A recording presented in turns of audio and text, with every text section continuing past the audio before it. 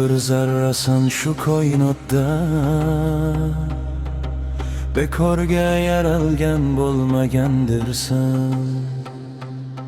Senga ham berilgan maqsad vazifa,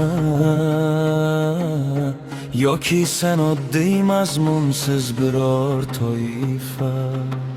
Osmonga boqasan umidli yulduz, qorong'u osmonga nur taratmoqda. To'g'ri bir yorqin, biri sinimsiz,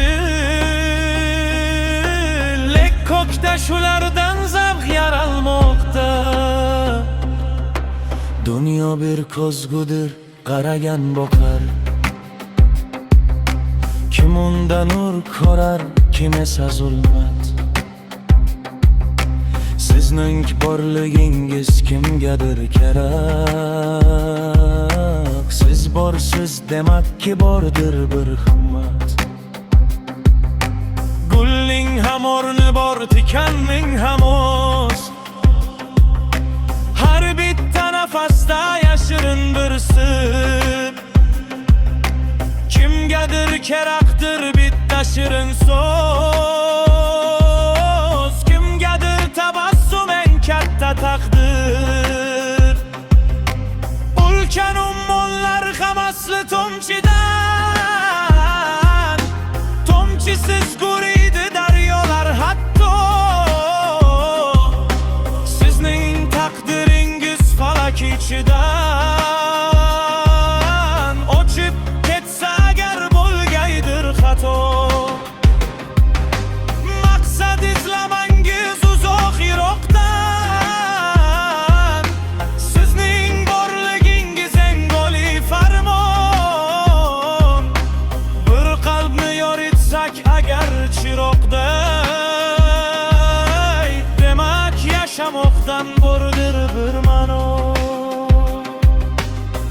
Şu mitti yulduzdek yonib yashaylik, nur berib charchamay har bir ko'ngilga. O'zlikni anglamoq baxtiga yetib, zarradan aylanayik buyuk bir yo'lga. Goh mahzun boqamiz, gohida mag'rur. Aslida zaminga omonat mehmon. Tomiringda oqqan har bitta shur, azaldan bitilgan ilohiy doston. Kimdir bog' yaratar, kimdir bir qasr. Kimdir she'r yozadi qalbning tilida. Lekin har birimiz butun bir asar. Buyuk musavvirning ishi aslida. Demak bekor emas ko'kdagi parvoz.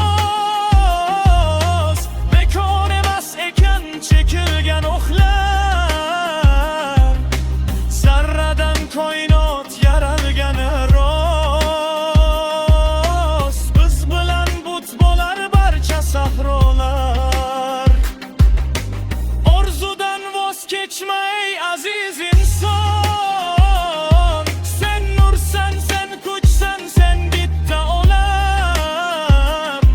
Sen borsan borliq ham porlar munavvar. Hatto yulduzlar ham nursizdir bu dam. Orzudan voz kechmay aziz inson. Sen nursan, sen kuchsan, sen bitta olam.